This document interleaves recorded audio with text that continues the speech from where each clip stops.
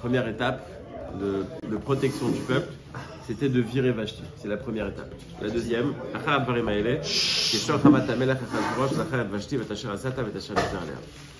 Achashverosh se rappelle de trois choses. Vashti, ce qu'elle a fait et ce qui a été décrété contre elle. Qu'est-ce que ça veut dire? Il se rappelle de Vashti, une femme incroyable, ça fait partie d'une des femmes les plus belles du monde et elle a un statut très important, la petite fille de Nebuchadnezzar. Donc avoir une fille comme Vashti, il faut se lever de bonheur. Et Asher Asata, mais ça, c'est-à-dire ce qu'elle est et les problèmes qu'elle a créés, ça va ensemble. Puisque plus elle est importante à ses propres yeux, plus elle ne va pas s'arranger avec son mari. Donc, Et Asher Asata, parce que c'est Vashti. Et Asher Nixar Alea. Et ce qu'il a décrété sur elle. Achashverosh, il a un problème. Il veut se marier. Il veut se marier, mais retrouver une femme comme Vashti, il ne trouvera pas. Même s'il trouve une comme Vashti, elle risque de lui faire la même chose. Même s'il trouve une comme Vashti et qu'il ne lui fera pas la même chose, elle ne voudra pas se marier avec lui parce qu'elle est Asher Nixar Alea. Il a décidé de tuer sa femme. Donc qui est la folle qui sera d'accord de se marier avec lui. Donc Achashverosh, il sent qu'il est dans un piège. Il ne sait pas comment il pourra se marier. Et donc, ses serviteurs lui proposent une solution qui est très simple. Tu vas amener des bétoulottes, c'est-à-dire tu vas proposer à toutes les jeunes filles. Elle se propose, la plus belle, celle qui pense qu'elle est belle, elle a qu'à se proposer. Si ça passe, tant mieux. Si ça passe pas, tu fais une réunion de toutes les femmes du royaume de force et elles vont toutes être entre les mains de Egesri Sameler pendant 1 an. Quel est l'intérêt, quelle est la chorma de cette proposition? Très simple. Toi, ce que tu cherches en vérité, c'est que la beauté. Parce que toi, tu es un roi hyper puissant. Donc, tu n'as pas besoin d'un statut social et ça ne va rien te rajouter si je te donne une femme qui est princesse de. Ça ne va rien te rajouter.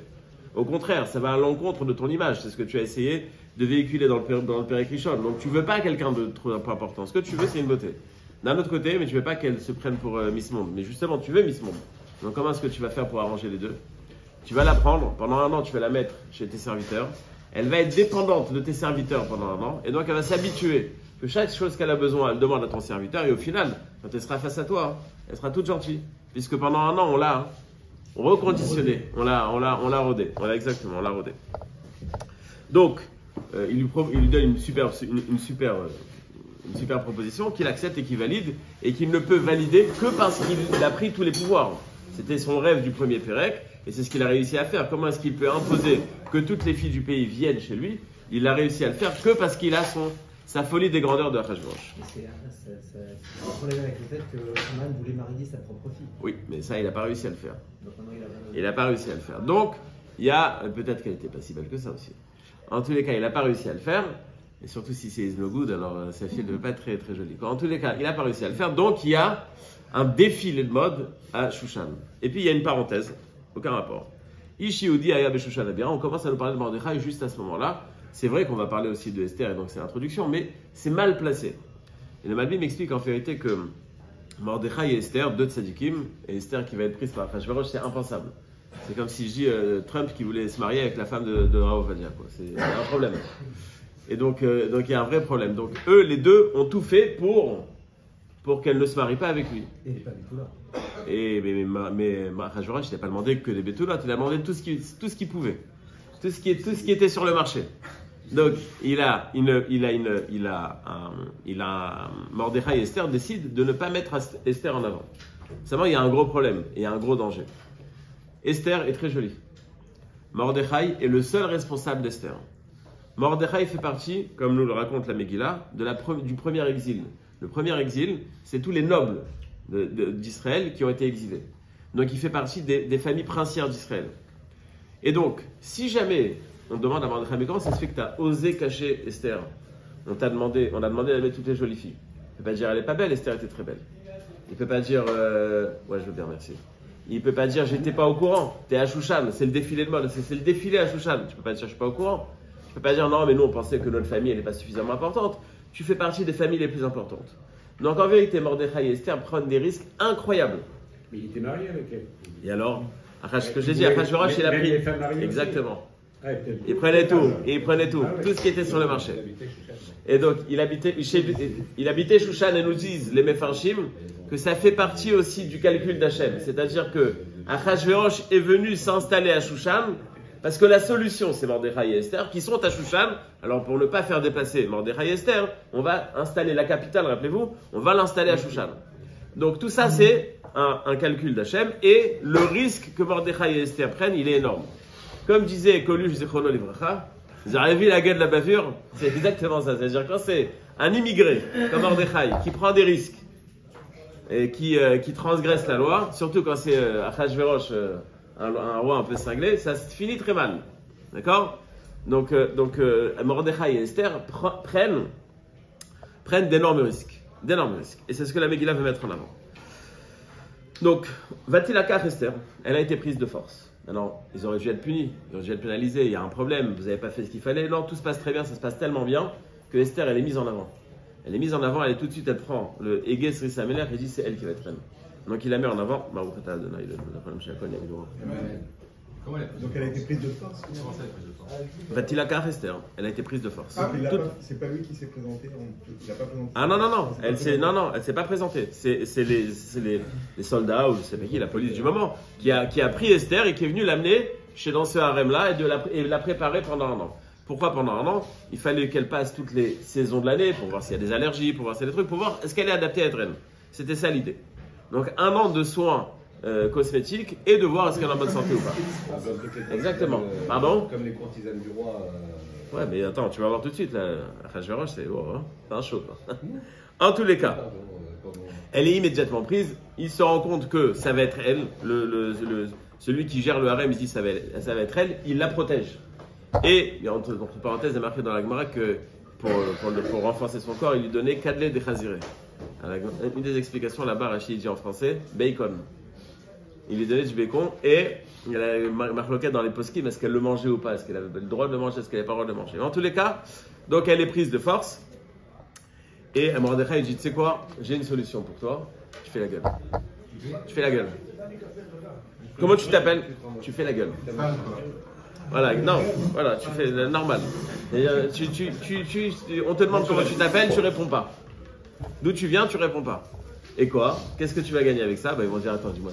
Déjà, celle-là, on lui a demandé, on l'a obligée à venir, il fallait aller la chercher. Madame 2, elle n'avait pas le droit de le faire. Et en plus, il faut remplir ses fiches, elle ne remplit pas. Bon, c'est pas compliqué, je t'achète, ça termine au bout d'une corde. Sa femme, il l'a tuée, alors celle-là, la petite, comme c'est sûr qu'il va la tuer. Donc Mordechai, il va, tous les jours, il va vérifier ce qui se passe avec elle. Parce qu'il est persuadé, ou elle va se faire virer, ou elle va se faire tuer. L'un des deux. Donc tous les jours, il lui dit, tu tiens tête, tu dis rien du tout. Il attend de voir les titres, Esther s'est fait dégager. Non, il n'y a rien du tout. La Megillah continue de nous raconter que Achashverosh avait mis un système en place. Il a préparé pendant un an ses jeunes filles ou ses femmes mariées. Mais maintenant, arrive le fameux soir où ils doivent se rencontrer. Alors pour que ça se passe de manière agréable, il a trouvé un système. Avant d'y aller, on lui dit, qu'est-ce que tu veux? Une parure, des habits, tu veux un sac, tu veux rien. Un sac Chanel, qu'est-ce que tu veux? Et ce qu'elle demande, on lui donne. Comme ça, elle vient, elle est consentante. C'est pas qu'on l'a forcée. Elle est d'accord de venir.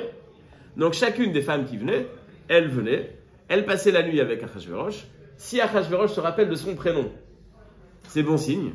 Il pourra la rappeler. S'il ne se rappelle pas de son prénom, c'est foutu. Non, parce que tu imagines, il fait 4 ans d'essai. 4 ans d'essai, tous les soirs une autre femme, ça fait 1500 femmes, il doit se rappeler des prénoms. Il devait y en avoir beaucoup des prénoms où il s'en est pas rappelé. Tous les soirs, il essaye, et après, elle va dans un autre harem. Elle va dans un autre, et là-bas, elle est bloquée, quoi. Si le roi la rappelle, tant mieux, sinon c'est foutu pour elle. Quand ça a pris 4 ans? Ah oui, on va voir. Il y avait 12 mois de préparation pour chaque femme déjà. En nombre de préparation. Donc, il essaye. Pourquoi, c'est une chose que j'ai jamais compris, pourquoi ils n'ont pas dit qu'elle était juive? C'est le plus grand miracle de la Megillah. C'est ce que je dis la semaine dernière. Impensable. Alors qu'a priori, ils n'étaient pas persécutés, puisqu'ils ont participé au festin.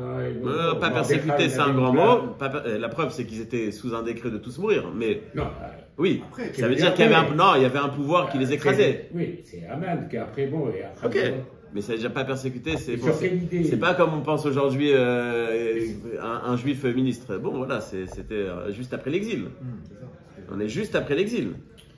On est dans le début de l'exil. Il n'y avait pas de danger à être juif. Ils ont été machpil.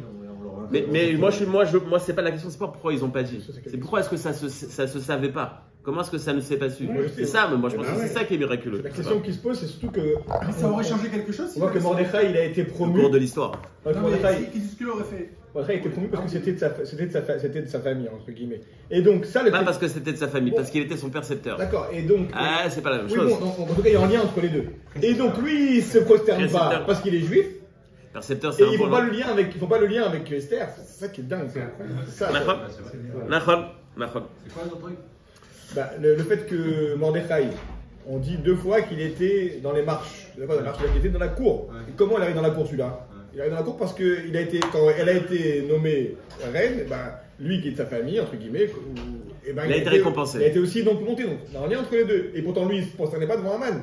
Donc il y avait un lien incroyable entre les deux, qu'il était juif et donc elle va être forcément juive. Mais personne n'a fait le rapprochement. Esther est prise de force parce qu'elle n'est pas consentante, elle ne demande pas de cadeau. Précision de la Gemara, pourquoi est-ce qu'on précise que c'était en Tevet? Ça changerait à personne. Si, ça change quelque chose. Chodesh Tevet, c'est le mois le plus froid de l'année. Et c'est le mois où on ne veut pas dormir seul, on veut être accompagné. Et donc, pile à ce moment-là, comme par hasard, le hasard fait bien les choses, Esther arrive chez Achashverosh et c'est ça qui permet à Achashverosh, il était tout congelé pendant toute la journée, et puis Esther, elle arrive, ça s'est bien passé. Donc, il était tout content. Donc, c'est précision de la Gemara, le hasard ne fait pas bien les choses, c'est la Kol Mina Shamayim. Etc. Elle lui plaît, et donc il décide d'en faire une reine. Il fait un michté, parce qu'il dit, bon, vas-y, raconte alors. Voilà, raconte un petit peu, elle raconte pas. Donc il essaye de l'amadouer. Il fait un énorme banquet en cavode de Esther. Pas comme la soirée pyjama qu'il a organisée à Vashti, mais un vrai truc, quoi, avec tous les ministres, etc. Ça sert à rien. Ouais, sans pyjama, je dis. Donc en tous les cas, Dîner officiel. donc il lui fait, voilà, exactement. Et puis, il lui dit, je suis d'accord de faire des remises d'impôts sur le pays d'où tu viens. Elle continue pas. Elle continue à ne rien dire. La Gemara raconte que Achashverosh a pris conseil chez Mordechai. Comment est-ce que je peux faire craquer Esther? Alors, Mordechai, j'ai pas de problème. Rends la jalouse. Invite encore des jeunes filles. Et il met Mordechai, justement, il récompense Mordechai puisqu'il était son précepteur. Esther, donc tout ça c'est pour la madouer, ça sert à rien. Elle continue, elle continue à faire la tête. Ça va, tout va bien? Oui, tout va bien. Et elle le rend fou. C'est une histoire d'agent secret, quoi. Je veux dire, c'est un James Bond. Exactement. Kachat, tu vas, sauf qu'il n'y a pas de gadget. Kachat, tu vas aller à Mordechai avec Mama Mordechai Osta. Kachat, Aïta, Beomna, Ito. Donc elle continue à tenir tête à Achashverosh. Mais non, il faut comprendre que Achashverosh, c'est un dangereux. Il a déjà tué une femme. Donc Esther, elle prend des risques. Tout ça parce qu'elle espère partir. Mais partir, les pieds devant. Elle prend des risques. Elle continue à tenir tête. Pourquoi? Parce que Mordechai lui a dit continue. Be'ezrat Hashem, il va te tuer. Be'ezrat Hashem, tu vas être libéré de ce Achashverosh. Miami même, fin du deuxième Pérec. Oh, c'est la réponse alors. C'est pas ça qu'il disait. Quoi C'est la réponse. La réponse, c'est pourquoi elle dit pas d'où elle vient, parce qu'elle elle ne veut pas. Non, être mais au consentante. début, il y a 12 mois avant qu'elle soit chez Achashverosh. La question est sur l'histoire du début, sur le début de l'histoire. Pourquoi est-ce qu'au début ça se sait pas? Moi, c'est pas pourquoi est-ce qu'elle a pas dit. Pourquoi lui a dit à Esther de ne pas dire? Ça, je comprends. Mais quoi, il y a personne qui était au courant que Esther était juive. On dit qu'elle était très belle, que tout le monde le savait. Donc tout le monde le savait, c'est-à-dire dans le ghetto, on savait qu'Esther était juive. Bah, il y a pas de. Qui est une omerta, c'est pas gênant. Comment? Qui est une omerta, c'est au sujet. Traduit, Omerta, une omelette? Que tout le monde se taise, c'est pas gênant. Non, pourquoi? Non, C'est un truc, c'est-à-dire, c'est des sujets qu'on veut pas parler, que tout le monde est au courant. Mais pourquoi? Non, mais pourquoi elle le dit pas? Qu'est-ce qui est gênant? Ah, pourquoi elle le dit pas? Parce que Mordechai, il lui a dit de pas dire. Mais pourquoi?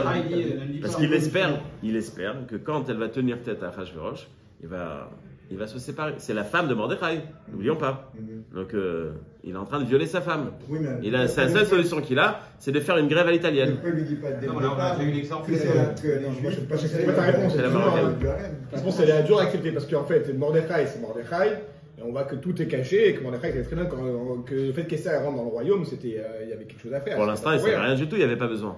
Ça va prendre des années. Bah oui, C'est sûr que c'est extraordinaire, ça veut dire quelque chose. Mais, comment réagir sur l'instant T? Il ne sait pas. Top, on continue, c'est bon? Non, Non, mais s'il Qu'est-ce qui est pas bon? non, c'est pas bon. Qu'est-ce qui est pas bon, Jérôme? Non, ça marche pas. Dans le On téléphone. comprend toujours pas pourquoi est-ce qu'il devait cacher le fait qu'elle était juive. oui, c'est ça. Mordechai demande à Esther de se taire, pas simplement qu'elle est juive. Pourquoi? D'où tu viens, qui tu es. Pourquoi? À quelle incidence ça aurait pu avoir? Mais imagine, tu as un associé avec qui tu n'as jamais parlé. À un moment, tu vas craquer. Il n'y a rien. Tes clients, tu vas jamais au resto avec eux. Ben, tu vas dire, on va pas rester tes clients, n'est-ce pas? Ta femme.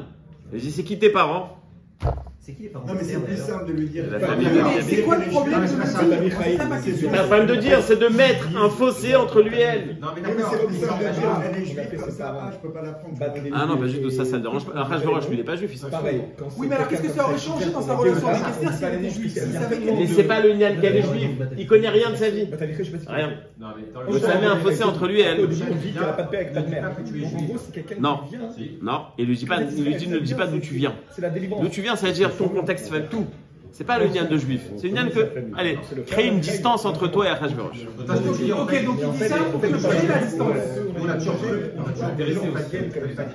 En fait, c'est pas ça. Parce que C'est du Voilà. Fais la gueule. D'accord, c'est pas forcément Ce que j'ai dit au début. Fais la tête, c'est soit Miami même. Messieurs, Miami même, ou Mordechai Yoshev Beshar HaMelech. Mordechai donc a reçu une place. Mordechai a reçu une place au palais, au sein du palais. Et puis il y a deux gardes du corps de Achashverosh. Et ces gardes du corps, ils disent qu'ils étaient fatigués parce que Achashverosh, tous les soirs, il faisait la fête avec Esther, il devait rester réveillé. Donc ils en avaient marre. Ils ont décidé de tuer Achashverosh. Il dit le Malbim, il faut quand même remarquer que quand on veut renverser un État, on le fait avec un intérêt. C'est-à-dire, s'il y a une rébellion ou autre, il y a quelqu'un qui va se présenter à la place. Mais vous êtes qui, vous? Vous êtes des soldats tout en bas de l'échelle, vous n'allez pas. Comme Rajverosh. Il n'y a pas de problème. Mais personne ne va vous mettre roi, et puis vous êtes deux. Il y en a un qui doit gérer. Deux personnes qui vont tuer un roi, qui est un roi très puissant. C'est-à-dire, essayez de vous mettre dans le contexte. Si tu as un garde du corps d'un président américain qui va tuer le président. Bon, d'abord, il va terminer au bout d'une corde, lui aussi. Mais voilà, ça va servir à rien. Bon, ils décident de tuer Achashverosh. Ils sont persuadés que personne ne comprend leur langue. Et Mordechai comprend leur langue. Pourquoi? Parce que Mordechai faisait partie du Sanhedrin, et au Sanhedrin, on connaît toutes les langues. Donc encore une fois, le hasard fait bien les choses, mais non, c'est pas le hasard qui fait bien les choses. Au moment où il décide d'en parler, il pense que personne ne les entend, Mordechai les entend et comprend. Mordechai va voir Esther et lui dit, écoute, il y a un complot contre Achashverosh. Il y a un complot contre Achashverosh, et cette fois, je te demande de lui dire, mais pas en mon nom. Et de pas en mon nom. Et Esther n'écoute pas Mordechai, alors que ça fait des années qu'elle le fait, qu'elle l'écoute. Et elle lui dit, tu sais, Mordechai, il m'a dit. Une vraie femme, on ne peut jamais comprendre. Hein? Bonne question, c'est ce que j'ai dit. On ne peut jamais comprendre les femmes. Mais on va voir. Non, elle n'a pas raison. Ah, ça, c'est une meilleure question. J'ai pas de Voilà, réponse. ça, c'est une bonne question. Pas de réponse. Si, Alors, la il y a une réponse. blague, elle est. Pas la réponse. C'est que si Mordechai il s'était tué, Achashverosh serait mort. Maintenant que Mordechai a parlé, il y a deux goïms qui sont morts. C'était plus. Non, mais la réponse. Il y a une réponse. Non, mais la réponse est pas évidente. C'est que Esther, ayant une proximité avec le roi, elle peut facilement. Arrête de réfléchir comme un Algérien. C'est quoi ce truc d'Algérien? Mais elle est violée par le roi. Allez, que Achashverosh il meurt. Ça devient sa Qui laisse favorite. mourir le roi? Ah non, la démocratie, non, c'est la. Et ça devient sa favorite.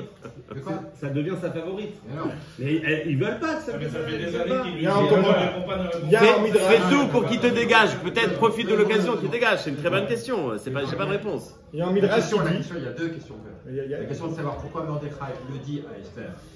D'accord? C'est parce que moi je réponds. Parce qu'en fait, Esther a une proximité avec le roi. Attends, non, mais c'est pas une réponse ça. C'est pas une réponse ça. Mais si, Ah non. Et pourquoi? Mais elle veut pas. Imagine, pas toi. T'as un voisin, sa femme elle se fait violer tous les jours. Et il y a un gars, c'est un mafieux, qui met une bombe sous sa voiture. Tu vas lui dire, qui ça? Mais ça, c'est une autre question. C'est ça que je veux dire. L'autre question, c'est savoir pourquoi est-ce qu'il en parle, pourquoi est-ce qu'il le dit ouvertement. À un moment donné, on sait pas. Il y a deux questions. C'est ça la Si, question. Il y a des réponses. Non, il y a il y des a réponses. deux questions. Il y a des réponses. Vous comprenez Plein de pourquoi? réponses. Il est 10h-4, vas-y. Il y a deux questions. La première, c'est pourquoi Achashverosh l'ouvre. C'est ça qu'on est en train de Qui a dire. Achashverosh? Mordechai, pourquoi il pose une question? Pourquoi il le dit? Pourquoi il J'ai pas de dit qu'il y a réponse. un J'ai pas de complot? réponse. On n'a pas de compte. Après, si on, dans sa logique à lui, qu'on ne connaît pas, finalement c'est assez logique s'il veut faire déjouer le complot qu'il en parle à Esther. C'est ça que Ça oui, ça d'accord. Ah, voilà. Mais la première partie, elle n'est pas compréhensible. C'est quoi son intérêt de Mais qui lui Le commentaire, il y a un commentaire qui dit qu'il voulait te faire tuer aussi. En fait, ils avaient des boules. Qu'en fait, Mordechai, il est pris en fait une place importante qui était quasiment leur place. Ils sont redescendus à cause de Mordechai. Et dans le commentaire, on dit qu'il ne voulait pas seulement tuer Achashverosh, il voulait tuer aussi Esther. Ils ne voulaient pas supporter Esther, la gdoucha d'Esther. C'est comme on dit, quand tu vois quelqu'un comme ça d'aussi haut, qui vient, qui te rappelle ta conscience, que toi, c'est comme une conscience finalement Esther, et ça leur a mis comme ça en face d'eux, donc il voulait tuer aussi Esther. Donc il a dit, Je vais sauver surtout Esther, parce que Achashverosh, c'est donc en fait en gros il y avait un double. D'accord. Un début complet. Achad Dvarim Haele. Après ça, ce qui se passe, c'est que, j'espère que je vais y arriver, mais ça m'étonnerait. Ce qui se passe, c'est que Achashverosh aurait dû récompenser Mordechai, mais non, il ne récompense pas Mordechai, c'est simplement inscrit dans les archives personnelles du roi. Il récompense Aman. C'est tout de suite, on va le voir, Achad Dvarim Haele, Gidal Amelech Achashverosh et Aman. Pourquoi est-ce qu'il récompense Aman? Parce qu'il est en train de se dire, attends, c'est grâce à qui tout ce qui se passe en ce moment? J'ai eu Esther, c'est grâce au conseil de Aman qui a fait virer Vashti, c'est grâce au conseil de Aman qui a amené cette proposition de ramener toutes ces femmes. Et c'est grâce à elle que le complot a été détourné. Donc, Aman, Premier ministre, mais en mode Premier ministre au-dessus de tout le monde. Donc, en vérité, et ça fait partie du miracle. C'est-à-dire qu'au moment de l'explosion, la semaine prochaine, mais bon, on ne va pas le faire, au moment où ça va aller très mal, tout va se renverser, parce qu'en vérité, on va se rendre compte que Aman a reçu quelque chose qui ne lui revenait pas de droit. C'était justement Mordechai qui devait le recevoir. Et c'est ça qui va faire que Achashverosh va dire, attends, mais c'est un voyou ce gars. Donc c'est ça qui va complètement renverser la situation. Donc à l'instant T, Mordechai peut être hors de lui. Déjà, on m'a pris ma femme. J'ai essayé d'aider Achashverosh. Et qui est-ce qui est aidé? Qui est-ce qui est récompensé? C'est mon ennemi. Mais Esther, elle avait dit que c'était Mordechai. Et ça fait partie du miracle. Compréhension Mais c'est justement ça le yesod de la Megillah. C'est-à-dire que dans notre vie, maintenant, essayons de le traduire dans notre vie, il y a tellement de choses qui se passent et qu'on ne comprend pas. Et qu'au final, on se rend compte, mais c'est la meilleure chose qui arrive. C'est exactement ça qu'on doit apprendre de la Megillah. Ah, exactement. Happy end. Donc, Aman reçoit une place qui le met au-dessus de tous. Et Achashverosh le met tellement en avant qu'il demande à tout le monde de se prosterner devant Aman, même au palais royal. Alors que normalement, au palais royal, la seule personne qui doit être respectée, c'est le roi. Tout le monde doit se prosterner devant Aman, sauf Mordechai. Pourquoi Mordechai tient tête? Parce que, et ça se dit tellement bien en français, c'est une idole. C'est-à-dire, Michael Jackson, c'est mon idole. C'est quelque chose de divin. Ben non. Mordechai dit non, moi, il n'y a rien du tout. C'est pas parce qu'il a une réussite spectaculaire que c'est quelque chose de divin, donc il ne se prosterne pas. Aman est hors de lui. L'histoire de la chaussure et le Betamikdash, c'est une histoire d'enfant ou c'est... Non, c'est une histoire, c'est un midrash, c'est marqué. La Gemara le dit qu'il était coiffeur pendant 22 ans dans un petit village et que après, Aman. Et à un moment, Aman a été envoyé à Yerushalayim, il n'avait pas de quoi être nourri. Mordechai lui a donné la nourriture, mais il a acheté Aman comme esclave. On verra. On verra. Il n'avait pas Avodazara sur son... On va voir tout de suite. Enfin, non, pas tout de suite. Mais il avait. Et alors, donc. Je ne sais pas s'il a eu l'occasion. Mais devant Achashverosh, peut-être que oui. En tous les cas, donc Aman. C'est un mirage que tu racontais là. Oui. Et il y a une partie qui est Gemara, une partie qui est Midrash. Le 13 Nissan. Le 13 Nissan, Achashverosh, Mordechai, bon, vous savez quoi? Je vais le faire en mode, parce que de toute façon, on va pas y arriver. Le 13 Nissan, Aman fait un tirage au sort. Le tirage au sort, lui, il espérait que ça allait sortir immédiatement. Ça sort 11 mois plus tard. Pourquoi il fait ça? Parce que la grande marloquette entre le peuple juif et Aman, qui est Amalek, c'est que nous, on pense qu'il y a une Hashgacha pratique, c'est-à-dire que bien qu'il y a un monde établi, Hachem est investi dans ce monde naturel, et eux pensent que Hachem, il est en haut, il n'est pas en bas, et donc il dit le hasard. Donc il fait un tirage au sort pour montrer que le hasard est plus fort qu'Hachem. Ce qui fait que ça va lui sortir une date qui va permettre aux Juifs de se préparer, puisque c'est 11 mois plus tard, et ça va sortir donc le 13 Adar. On va faire la guerre le 13 Adar. Aman va voir Achashverosh, et il présente la destruction du peuple juif d'une manière où Achashverosh ne comprend pas ce qu'on lui présente, d'après le Malbim. Il lui dit, écoute, il y a un peuple, on le connaît tous, il ne paye pas ses impôts, il ne travaille jamais. Si tu as un client, tu rencontres lundi, non, lundi c'est Rosh Hashanah, alors mercredi non c'est Kippour, après non c'est Sukkot, après c'est le Yortzeit de ma grand-mère, la bar mitzvah de mon fils, le mariage de mon cousin, on ne peut jamais parler, il ne travaille jamais. Donc il va dire à Achashverosh, il va dire, écoute, laisse tomber ce peuple, ni il travaille, ni il paye ses impôts. Donc les abdam, ce qu'on va faire, c'est les perdre. Mais on peut le comprendre, ce terme, on peut le comprendre de deux manières. Les tuer, ou alors les rééduquer. Comme les Chinois avec les, comment ça s'appelle, les Uyghurs, là, j'oublie comment ça s'appelle. Uyghurs. Donc, comme s'il proposait un programme de rééducation. Ce qui plaît à Achashverosh, il dit, bah oui, vas-y, fais-le. Il lui donne son sceau. Et Achashverosh utilise une technique qui est très importante pour comprendre la suite de la Megillah. Il comprend qu'il met en place un système où il va faire en sorte que personne ne sera au courant de ce décret. Il y a deux lettres qui sont les deux signées par le roi. Une où il y a marqué « il faut tuer les Juifs », l'autre où il y a marqué « le 13 Nissan, préparez-vous et ouvrez la deuxième lettre ». Donc personne en vérité n'est au courant de ce qui se passe. Personne n'est censé être au courant. Pourquoi? Parce que Aman est persuadé que si jamais les Juifs sont au courant, ils vont acheter un ministre ou autre il y a une fameuse histoire avec le tsar Nicolas qui a voulu fermer toutes les écoles juives ou les yeshivot. Et puis ils ont décidé de le faire. Bon, demain on écrit le décret, le lendemain ils arrivent. Et puis les ministres commencent à dire oui, mais tu sais, on a pensé que. Et il y a un ministre qui se tait. Alors le tsar lui dit mais pourquoi tu te tais? Il dit je suis en train de réfléchir. Hein. Si moi je me tais, combien eux ils ont reçu pour parler? Ça veut dire Aman il est au courant de ce système. Et donc il dit il faut que personne ne le sache. La seule personne qui le sait c'est Mordechai. Et c'est pour ça que Mordechai va mettre des habits déchirés et il va se mettre devant le palais royal. Personne ne vient avec des habits déchirés au palais royal. Pourquoi il le sait? Prophétie. Il le sait, et puis il y a une déduction aussi logique, mais prophétie. Il le sait, et donc il va faire du marketing. Il va venir avec des habits déchirés devant le palais. Personne ne vient avec des habits déchirés devant le palais, puisque personne ne rentre avec des habits comme ça devant le palais. Donc ça va faire le buzz. Ce qui va réveiller Esther. Pourquoi est-ce que Mordechai il est comme ça, mais elle ne peut pas lui parler directement? Il y a des échanges entre eux. Et ici, il y a un moment crucial dans la Megillah. Je prends quelques minutes pour l'expliquer, même si on ne termine pas à 10h pile, c'est pas grave.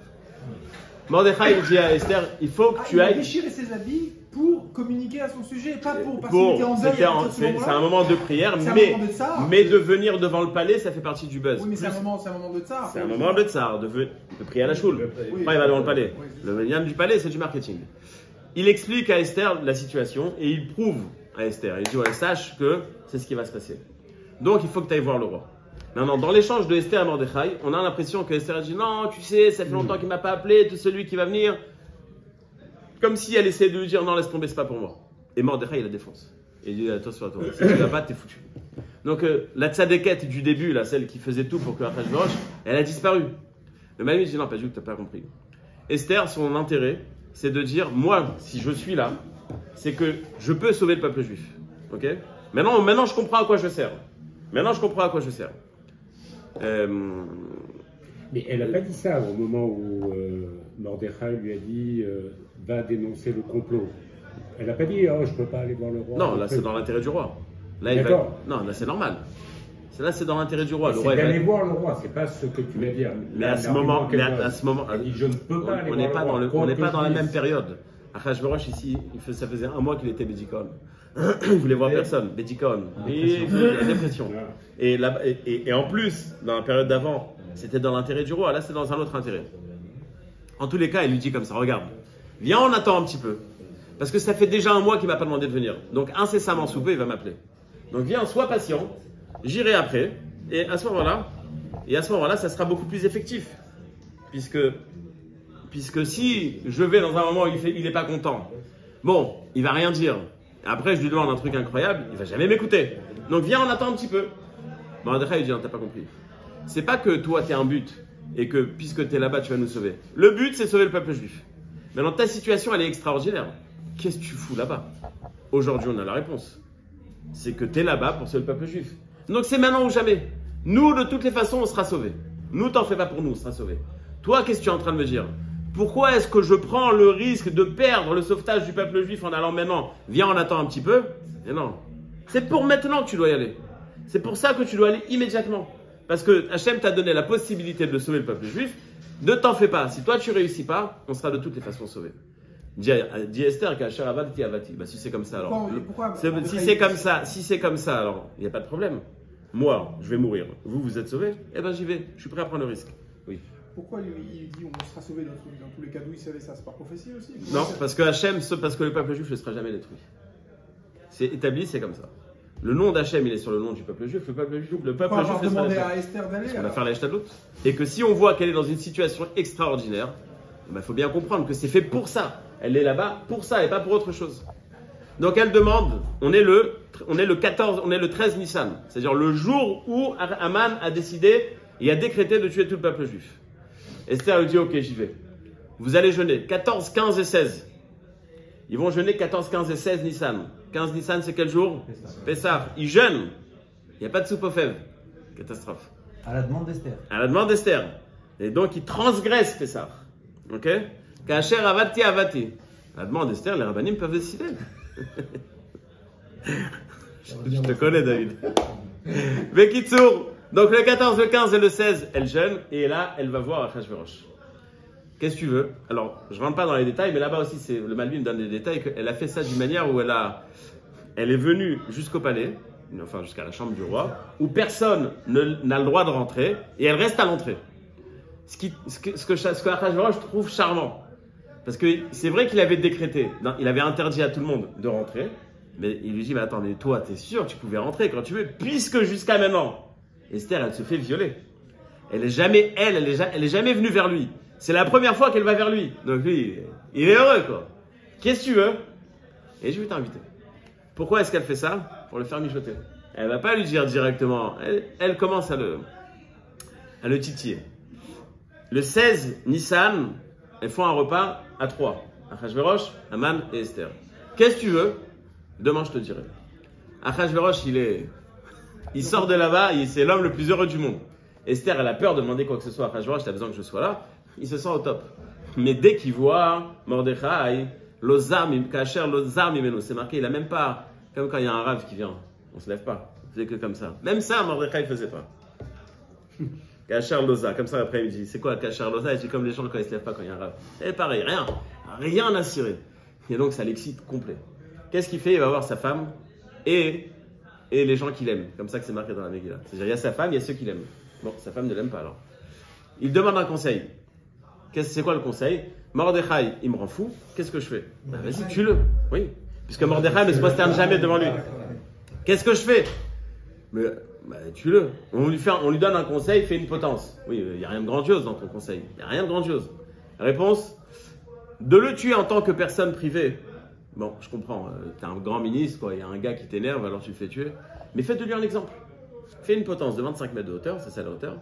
Le matin tôt, quand tout le monde sort au travail, hop, lui, il prend l'air. Comme on ira aujourd'hui. Hein. Exactement. Donc fais de lui un exemple. Ah, il est content. Il est content. Et il dit, bon, il commence à faire cette potence. Et puis il va demander le droit à Achashverosh de tuer. Et là, c'est Béhémet, le carrefour de tous les hasards. Dans la nuit déjà. La nuit où Achashverosh n'arrive pas à dormir. Pourquoi il n'arrive pas à dormir? Il dit, attends, qu'est-ce qui se passe là? Il y a quelque chose entre Esther et Haman. Quoi, la Possible. méthode? Il y a quelque chose entre Esther et Haman. Il n'arrive pas à dormir. Ça le travaille. Après, il dit, peut-être il y a quelqu'un qui veut me tuer. Mais pourquoi on voudrait me tuer? Parce que j'ai pas récompensé quelqu'un. Et quoi? Mais qui ça peut être? Donc il demande à ce qu'on lui lise ses archives personnelles, les fameuses, pas les archives générales. Celle où il y a marqué que Mordechai a sauvé Achashverosh. Pourquoi est-ce que c'est important? Parce que dans les autres, Haman, il a tout fait effacer. Il a marqué, c'est Haman qui a sauvé le roi. Donc dans les personnels, il ne pouvait pas arriver. Donc il demande à ce qu'on lui lise ça. À ce moment-là, il prend conscience que tout ce que Haman a profité pendant des années, c'est 7 ans après que Esther devienne reine. Tout ce que Haman a profité, c'est un voleur en fait. Et puis là, Isnogud arrive. Et il est tout content. Il va faire tuer Mordechai. Et Achashverosh, il lui demande, et il l'incite à l'erreur. Il lui dit, à ton avis, comment est-ce que je peux faire du kavod à quelqu'un? Il ne parle pas de richesse, parce qu'Haman est déjà très riche. Donc il veut justement lui dire, on parle que de kavod. Parce que si c'est un homme qui n'est pas riche, donne-lui de l'argent. Mais s'il a déjà de l'argent, fais du kavod. Il dit, c'est très simple. Vous avez déjà vu la Légion d'honneur? C'est un petit truc là. Mais ce que ça veut dire, le mec il arrive à la CIVA, président des États-Unis quoi. En tous les cas, ce qu'il faut faire, c'est quoi? Il faut que tu fasses savoir que tu as envie de le respecter. Et comment tu vas le faire? Comment tu vas marquer les esprits? Tu prends un ministre très important, et tu le fais promener cette personne dans toute la ville. Après, je dis, vas-y, boule. Fais exactement tout ce que tu as dit. La Gemara, elle rentre dans des détails incroyables. Après, je dis, non, peut-être je lui donne une ville. Donne-lui aussi une ville. Peut-être je lui donne un fleuve. Donne-lui aussi un fleuve. Mais de qui tu parles? Mordechai, mais il y en a plein. Non, le juif, mais il y en a plein. Celui qui s'assoit au palais. Tu sais très bien de qui je parle. Haman va prendre. Encore 5 minutes, on est d'accord? Ah, d'accord, ça va. Ah, quand c'est une histoire, ça va. Donc, Haman va prendre Mordechai. Mordechai est en train de prier. Et Mordechai arrive, après 3 jours de jeûne. Haman lui dit, on va faire un tour. Les Champs-Élysées, cheval blanc, et tu vas mettre les habits du roi. Il dit, mais je peux pas. Ça fait 3 jours que je jeûne. T'as vu la tête que je me tape? Il faut que j'aille me baigner. Esther a fait fermer tous les bains de la ville. Donc, Haman, il n'a pas le choix. Ils prennent Mordechai, il le prend dans un bain et il commence à frotter. Il faut que je me coupe les cheveux. Haman, il coupe les cheveux. Et Haman soupire. Et Mordechai dit, pourquoi je soupire? Il a dit, attends, je suis un premier ministre, moi, je sais pas quoi faire. Il dit, espèce de rachat, t'es un coiffeur, toi, pendant 2 ans, t'étais coiffeur. Seulement, t'as volé ta place de ministre. T'as volé ta place de ministre. Is no good. C'est Kitsour. Après, il doit monter sur le cheval. Et Mordechai, il lui dit, j'arrive pas, j'ai mal au dos. 3 jours, j'étais assis par terre. Donc, Haman se met à 4 pattes et Mordechai, il lui met un coup de pied, vous imaginez où, mais bien placé. Mordechai, Haman, il lui dit, t'as pas honte? Il y a marqué au Binpol, pourquoi est-ce que t'en profites? Il lui dit, mais ceux qui nous attaquent et qui tombent Binpol Yovecha Tismach. Et c'est ce que Haman fait. Il se promène avec Mordechai sur le dos. Sa fille, qui pense que la fille de Haman, qui voit que ça se passe, elle est persuadée que c'est Mordechai qui est en train de tirer le cheval et Haman sur le cheval. Donc elle vide un pot de chambre sur la tête de Haman. Et quand Haman lève la tête pour voir d'où est-ce que cette bracha lui est arrivée, il voit que c'est sa fille, elle saute, elle se suicide, elle meurt. Il rentre chez lui, vous imaginez l'odeur. Il raconte à sa femme lui dit écoute, t'es foutu. La seule chose que tu te reste à faire, c'est va à 4 pattes demander pardon à Mordechai. Et il dit non, pitom, non, vous en faites pas, je vais aller voir le roi, tout va s'arranger, c'est momentané, je vais aller voir le roi, il va le faire tuer. Quand il dit Mordechai va se faire tuer, le hasard fait bien les choses, il y a Charbona et les autres qui sont là-bas et qui entendent l'échange et qui comprennent quel est le plan. Ils prennent la main et disent le roi il a dit que tu viennes maintenant. C'est moi me doucher. Non, le roi il a dit maintenant. Donc il arrive dans un état catastrophique. Ils sont tous pendant le repas, ils sont tous comme ça. Et là Esther, Achashverosh, il dit mais vas-y, qu'est-ce que tu veux? Et là Esther elle fait ce grand fait d'artifice, Ish tsar veoyev. Et Achashverosh il dit mi ouze vezeu. De quoi tu parles? Parce que Achashverosh il n'est pas au courant. Comment ça t'es pas au courant? Il y a 3 jours, tu as signé un décret. Il y a 5 jours. Le 13 Nissan, le 13 Nissan, ça a été fait. On est le 17 Nissan. Parce que Haman a embobiné Mordechai, a embobiné Achashverosh. Il lui a dit c'est un plan de rééducation, etc. Donc Achashverosh, il est hors de lui. Haman, il a volé sa place de ministre. Haman, il ment quand il vient proposer un programme. Il a besoin de prendre l'air. Il sort. Il y a des gars qui sont en train de raser son jardin. Qu'est-ce que vous faites? On est en train de couper les arbres parce que Haman nous a dit de couper les arbres. Pourquoi faire couper les arbres? Parce qu'il est en train de faire une potence pour Mordechai. Je suis là. Je vais me le faire. Il rentre. Haman n'avait pas le choix d'attendre que Achashverosh soit dehors. N'avait pas le choix d'attendre que Achashverosh soit dehors pour parler avec Esther. Pourquoi? Parce que s'il dit à Achashverosh, non mais j'ai raison, les juifs c'est des salauds. Il ne peut pas dire ça, il y a Esther. S'il va voir Esther, il lui dit je savais pas que tu étais juive. Achashverosh dit attends, tu étais prêt à tuer tout un peuple, maintenant que Esther elle est juive, tu veux changer d'avis? Il ne peut pas. Donc il attend que Achashverosh soit dehors, il va demander à Esther et fait quelque chose. À ce moment-là, il y a le malach Gabriel qui vient, qui pousse Haman sur Esther. Achashverosh il dit oh, il veut me prendre ma femme aussi. Celui-là, allez hop, va prendre l'air au bout de la potence. Donc Haman, le 17 Nissan, c'est-à-dire 4 jours après qu'il a décrété quelque chose contre le peuple juif, il est foutu. Et je l'ai déjà dit plusieurs fois, les Alsaciens ont un minag de manger de la charcuterie fumée le dernier jour de Pessah, ils appellent ça Omen. Pourquoi Omen. C'est parce que Haman Haman Ashkenaz. Pourquoi? Parce que Haman il était pendu depuis le 17 Nissan jusqu'à la fin de Pessah. Donc c'était de la charcuterie fumée. Il s'est fait fumer, ça c'est sûr. Donc c'est pour ça. C'est-à-dire qu'il a à peine ouvert la bouche contre le peuple juif, il était fini en 4 jours, l'histoire était finie. Mais la Megillah elle continue. La Megillah elle continue et je le fais en très rapide. Achashverosh a fait un décret contre le peuple juif. Mais Achashverosh c'est un taré. N'oublions pas, on l'a dit depuis le premier Pérec. C'est-à-dire qu'il a la folie des grandeurs. J'ai décrété, il n'y a rien à faire. J'ai décrété. Ça veut dire qu'il faut trouver quelque chose. Il y a 2 problèmes. Premièrement, le fait qu'on sait que dans 1 an, les juifs vont se faire tuer. L'antisémitisme aujourd'hui, c'est porte ouverte. Puisque de toute façon, dans 11 mois, on les tue tous. Et deuxièmement, qu'est-ce qu'on fait dans 11 mois? Alors, à Mordechai et Haman, ils ont une proposition qui plaît à Achashverosh. Mordechai et Esther. C'est bien, Richard, il écoute. Ça lui arrive aussi. Regardez, il va répondre. Donc, il répond pas. non, mais c'est comme ça que tu le fais taire. Donc, ils ont une proposition. Fais une 3e lettre. Et la 3e lettre va être en contradiction avec la 2e lettre. Et on pourra, puisque n'oublions pas aussi du Malbim, qu'on a 127 pays, 127 langues. Donc, c'est sûr que dans les langages, il y a des choses que tu peux expliquer de cette manière ou de cette manière. Donc, tu vas faire en sorte que il va y avoir une contradiction. Par exemple, Gilles Malbim, vous allez détruire les Juifs. Ça peut s'entendre, vous allez détruire les Juifs, ou vous allez détruire, virgule, c'est les Juifs qui vont détruire, et pas le contraire. Donc, fais une 3e lettre qui contredit la 2e lettre. Et mets Mordechai en premier ministre. Et là, tu comprends, c'est qui le patron? Quand tu as besoin d'un budget pour construire un stade, allô Mordechai, ça se passe bien chez les Juifs chez toi? Oui, bien sûr. Ah, ok, pas de problème. Donc, fais passer un message de cette manière, ou gare à celui qui touche le Juif. Comme ça, on va protéger le peuple juif. Et Pénélope autorisait les Juifs à se battre? Si, oui. Dans cette lettre, il y a marqué que tous ceux qui veulent attaquer les Juifs. Maintenant, ce qui s'est passé au final, c'est que pendant les 11 mois, tout le monde a peur de Mordechai, puisque c'est lui le big boss maintenant. Et donc, il y a un respect du peuple.